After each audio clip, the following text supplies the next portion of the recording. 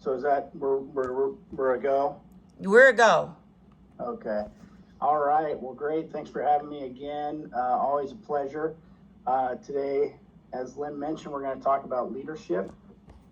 And I think to break that down a little bit and to give us a little premise of what we're talking about, I think we break down what it means to lead. And my definition of lead is very basic. It's to guide, to conduct business, direct, or show. And to really understand what it means to lead, I really like to think of what the opposite of lead is. And the opposite of lead is follow. So a leader has a really difficult time leading if there's nobody that is following. And so there's kind of a two-way street. You have somebody that's leading, but you have others that are following. And sometimes the leader becomes a follower and the follower becomes a leader, especially in an organization, I'm sure, like New Leaf, where there's a lot of interaction. And we're going to talk about that and what that means to follow, because there's responsibility of followers, just as there's responsibility for leaders. And I like to say that trust is the bridge between leading and following. I'm going to say that one more time because I think it's important. Trust is the bridge between leading and following. And I'll use this analogy a couple times and re-emphasize at the end, it's a two-way street. For true leadership, for it to be successful, and for the followers to feel like they are part of a team and that they are, there's equal investment, that goes both ways. And so trust is the bridge between leading and following.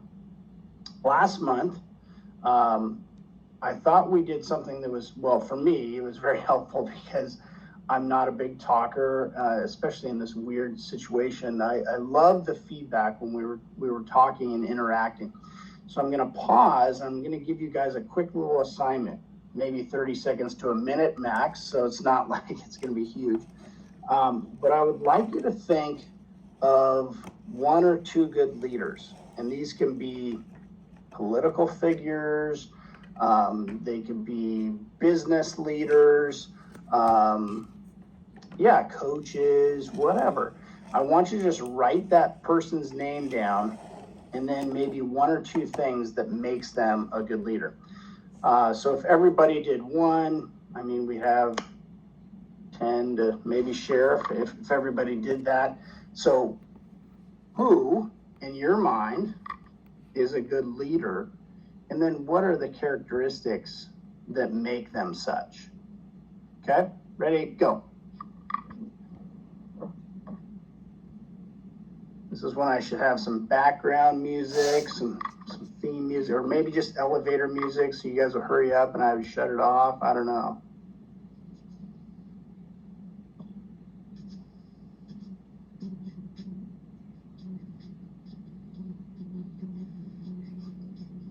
No judgment on answers. And if it's a political leader, no judgment there either. Politics is always a hotbed issue, no matter what you're talking about.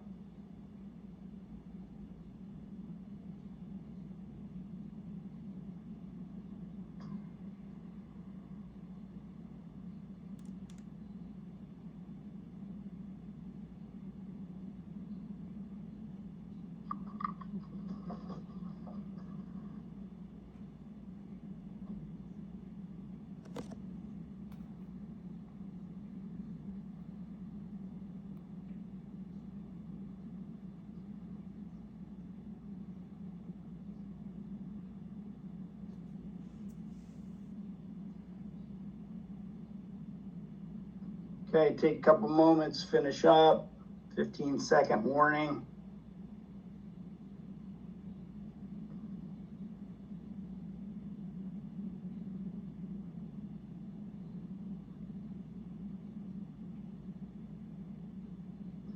All right. I'm not sure how things work the best. I don't want to be that teacher and call on you and make you uncomfortable. So we'll start with volunteers. Who would like to start? I'll start if that's all right. Thanks, Eric. I chose Herb Brooks, 1980 Winter Olympics head coach. Chose him because I found, especially reading his book, he was, for the most part, approachable, diligent, had good structure and plan, was intelligent as well. He wasn't perfect by any means. He lacked a lot of flexibility, but nonetheless, he was a good leader. Wow. Awesome. Thank you. Who would like to go next? I can go next. Hold on. We're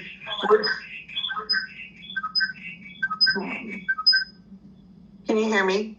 I can. Yeah. Okay. So I chose my father. And my dad raised me on his own in the 1960s when that was unheard of, and got full custody of me, and stepped up to the plate, worked construction, and was captain of the fire department. And at 25 years old, had a new baby girl that, he did everything possible and did that till the time I graduated high school. My dad always instilled work hard, work for what you want. I was never given anything. I didn't have my first car till I was 18 years old. He's like, if you want something, you go after it, you work hard, and taught me that the grass is greener where it's watered. So my dad's pretty an upstanding, in my eyes, leader, and just no holds. There was no Band-Aids on the surface. It's just, stick to your guns, be honest in your dealings with people. If you say you're going to do something, follow through and do it. So. Wow. Sounds like a great guy. Let's stick there with Angela, and I'm not sure who the other folks are, what's going on there. Who wants to go in that room?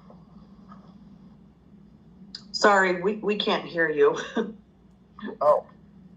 There we go. Oh, okay.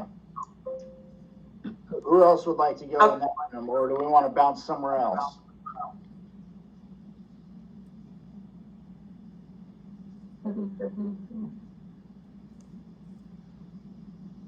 Are you guys not hearing me? Oh my God. Yeah. Can you hear us okay, Scott? Yep. Oh, okay. I'll go next. Okay. I actually chose my husband. He is, one of his sayings that he's always said to our kids, and we have an 18-year-old and a 16-year-old, is be a leader, not a follower. And they've heard that for their whole lives. And so that was kind of touching when you were opening up there. So it made me think of him. But I think trustworthy, follow through, being reliable, honest, a good listener are great qualities in a leader. Wow, that's excellent. Love that.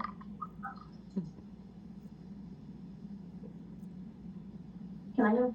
Or someone else going? I'm gonna go. So I chose my son, even though he is, 12 years old. He's got leadership in him. We have 5 boys and a girl. My 12-year-old is right in the middle of them, and he is so compassionate. He is such a role model for the boys and our little girl, and I think if they're looking up to him and stuff like that, he'll be a great leader. He's going to be amazing. So I picked my baby. That's great. Okay, is there anyone else in that room?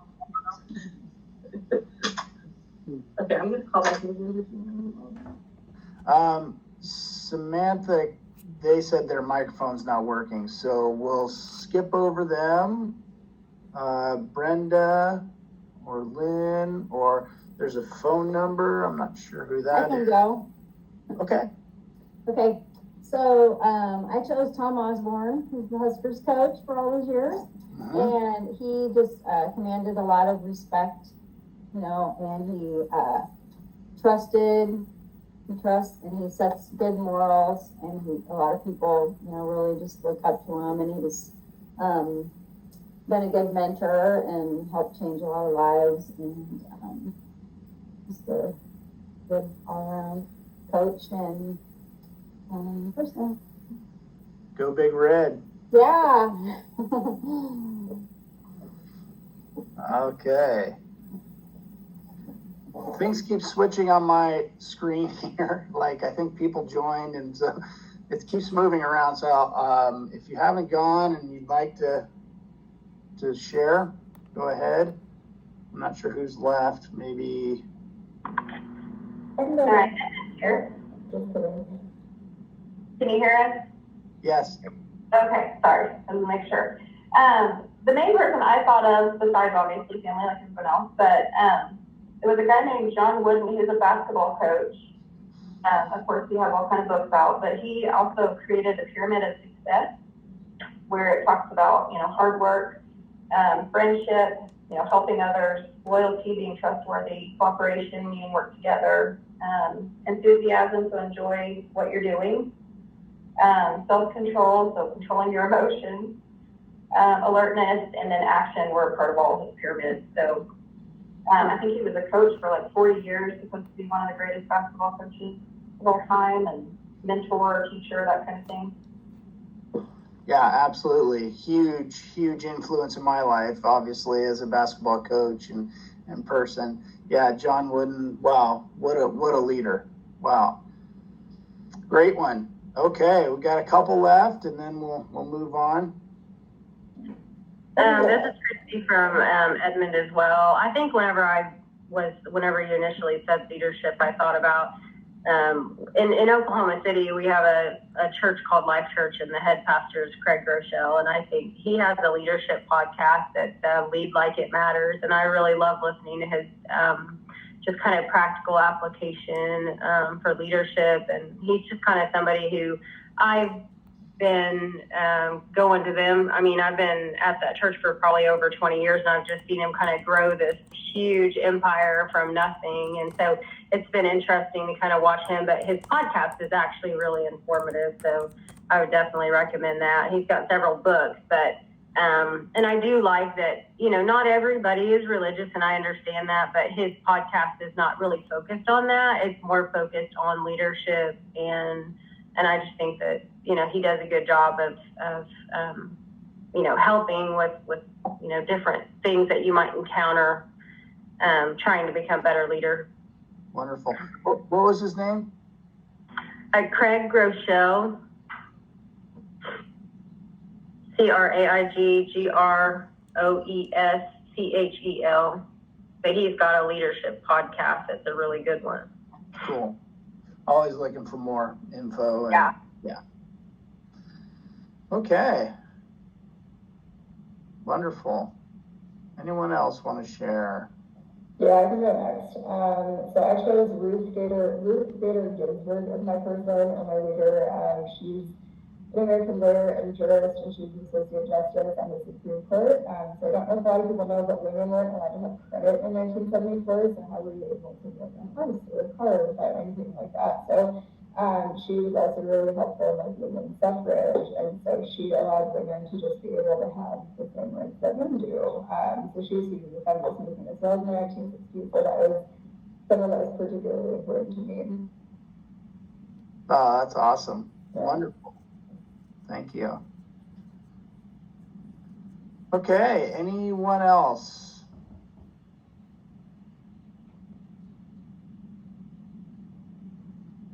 Okay, cool. Thank you all. That takes a lot of guts. I put you on the spot, and that shows good leadership right there, is that you're willing to put yourself out there. You're willing to take a risk. And I think that's wonderful.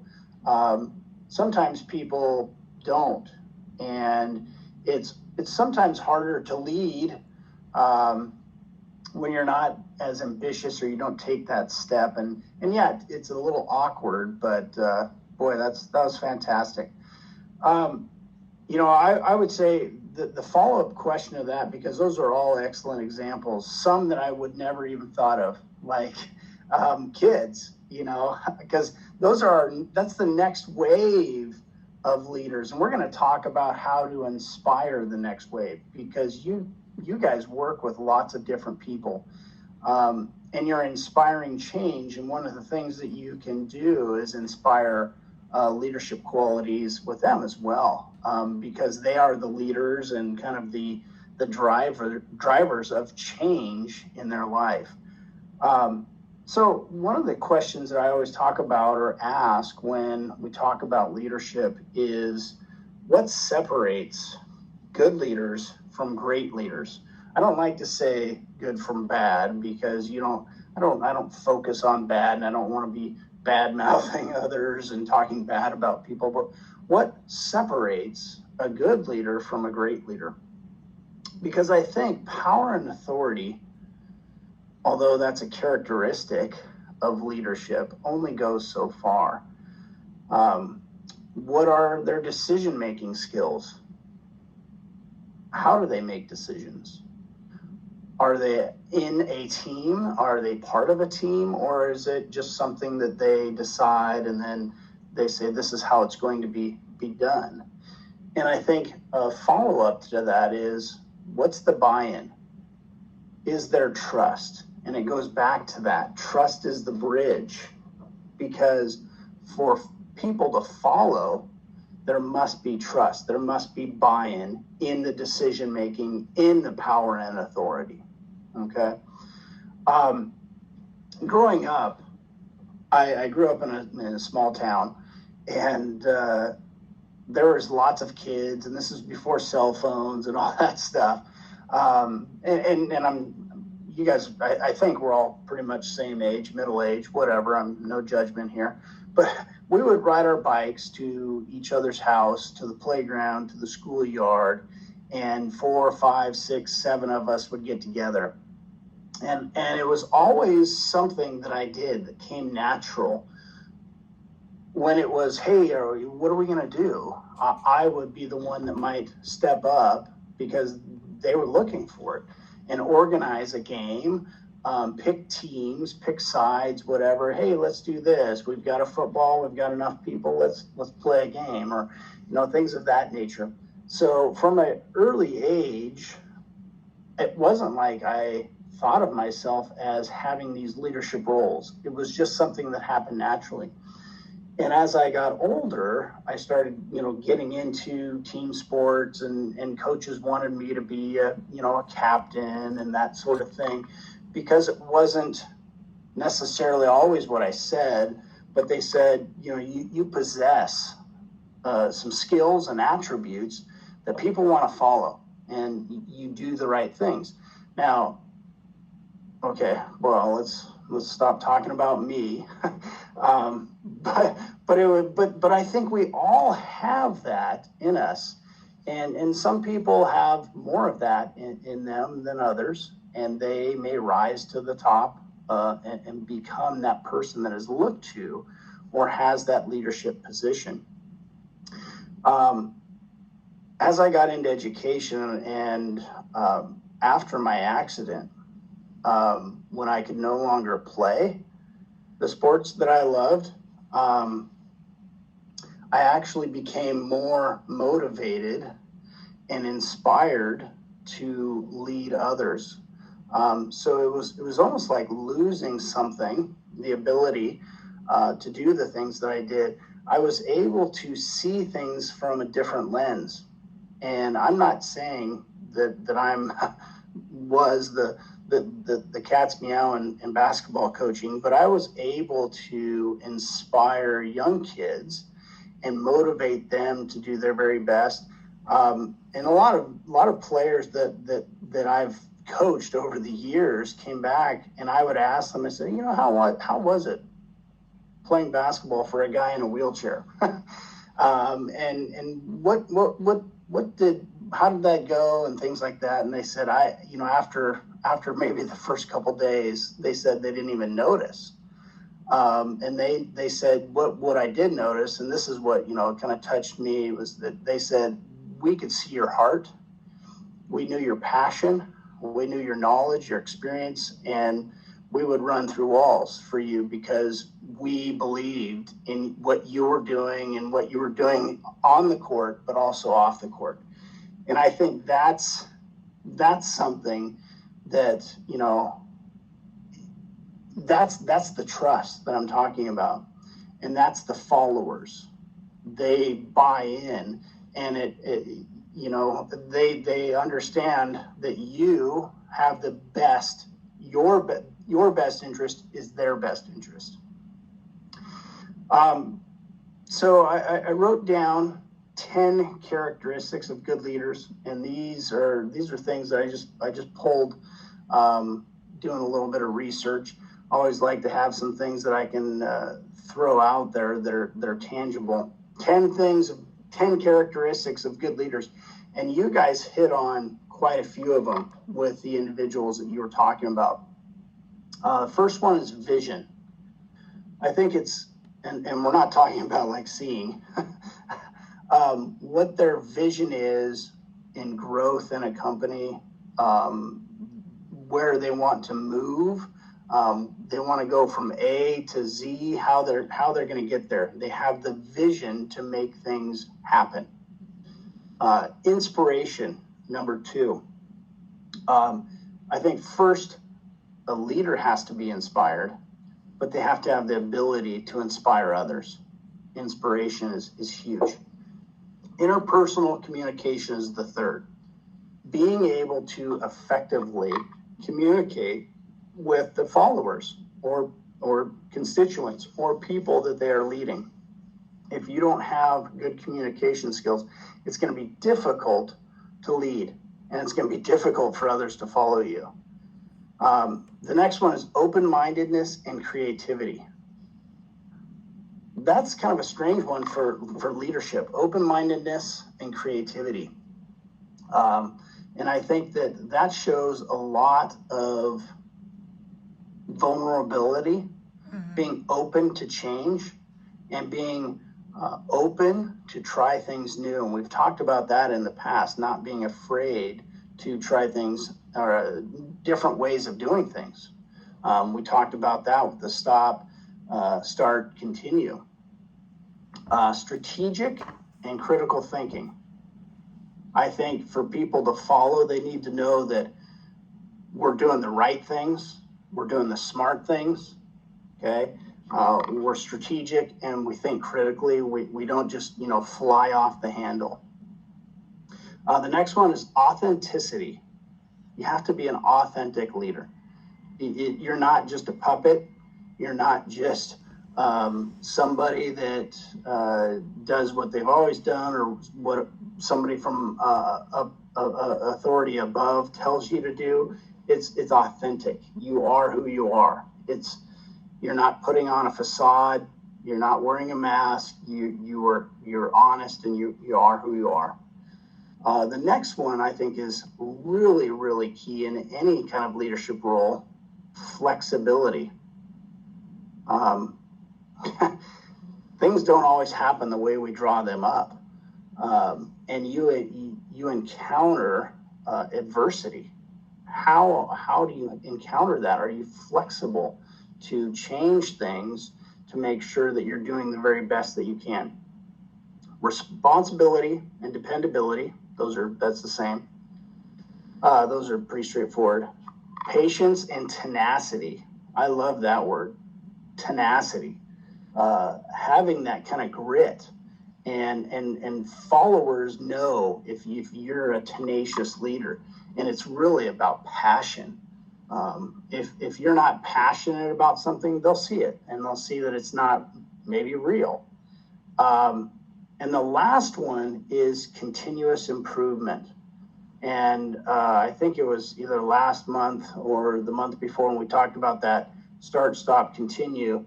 I think continuous improvement is huge.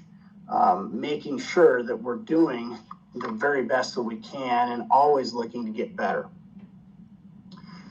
So those are some characteristics, and 10, maybe I should have cut that list down, but I thought it was great. And, you know, I looked in the internet and there was 5, there was 2, there's 3. I came up with 10, and I think that there's even more. So as a leader, I think that first and foremost, it's important that you know your why.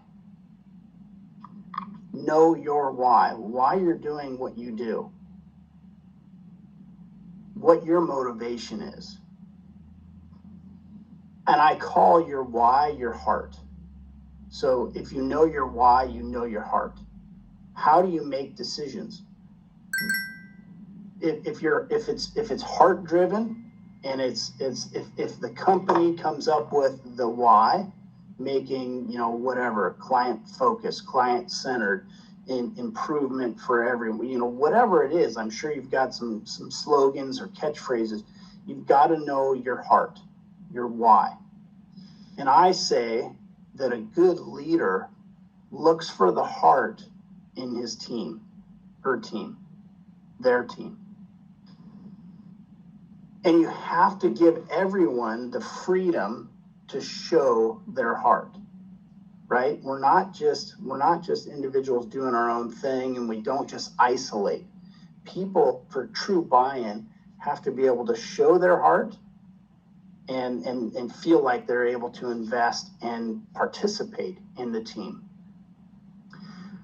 I said this is, you know, we go back to that bridge. In leadership, no word is more important than trust. Trust leads to belief, investment, and true followers. One of the things, and I learned this at a coaching clinic, and I think this is huge. Leadership is not singular, but plural. Leadership is not singular, but plural. A leader needs to use words like our team instead of my team. We instead of I.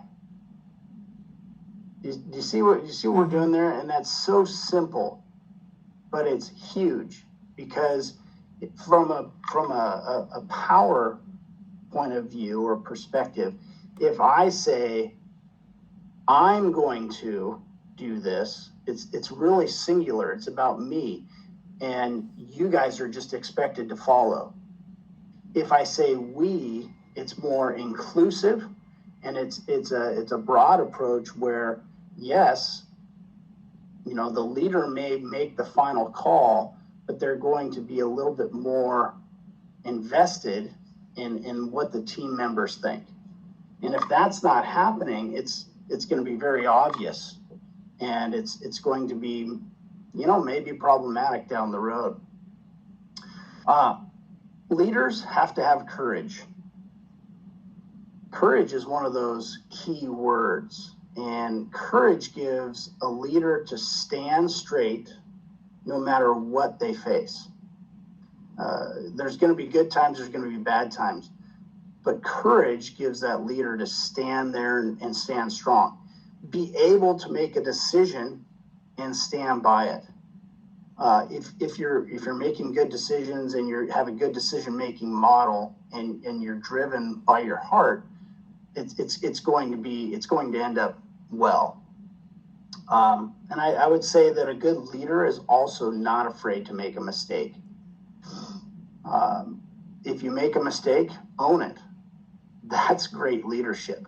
Because if you make a mistake and then you cover it up by lying, like, well, that's not what I meant, or, you know, it wasn't really my fault, that's not owning it. And really, you're not going to get the great following or the buy-in that you would if you would own up to that mistake. The last thing I want to talk, well, two things. I know that we're going long, and I'm sorry. That sharing session went maybe a little bit longer than I planned, but that's okay. It was really powerful. How do we inspire leaders or leadership in others? Okay. You know, a lot of you talked about your kids, your spouses, you know, but when clients come in, how do we inspire leadership in others? Encouragement, pushing them and challenging them, identify their strengths and allow them to pursue them, and then invest in them, invest in our future, volunteer in the community, be generous with your time, and really pour into others. There's a great quote that I use all the time: give without remembering and receive without forgetting. And that's really a servant's role. Last thing I want to end with, because I know you guys are super busy. I see people popping out and I apologize. I want to talk about the suffix, and I'm not an English teacher by any stretch of the imagination. The suffix of leadership, which is ship, position of. And I would challenge and ask you guys, at New Leaf, is leadership top down? Do leaders lead from behind, or are leaders out in front? Because I think that really matters, the position of how you lead. If you lead top down and you just tell people to do things, you might not have the same buy-in that you would if you're leading from the front, if you lead by example. And I think that is probably the most powerful and most effective way to lead, is by doing and showing that you're not above sweeping the floor, picking up the mess, or those things. So that's it. Super excited to be here. Thanks again. I'm sorry we ran long, Lynn, and everybody else had to pull out. So yeah, it's been a pleasure, and I think Lynn shares out my notes. If you ever have any questions, you should have my email. So thank you all for sharing. I've got a couple podcasts and people to look up that I didn't really know, so that was awesome. Thank you, Scott, so much. Thank you. Bye.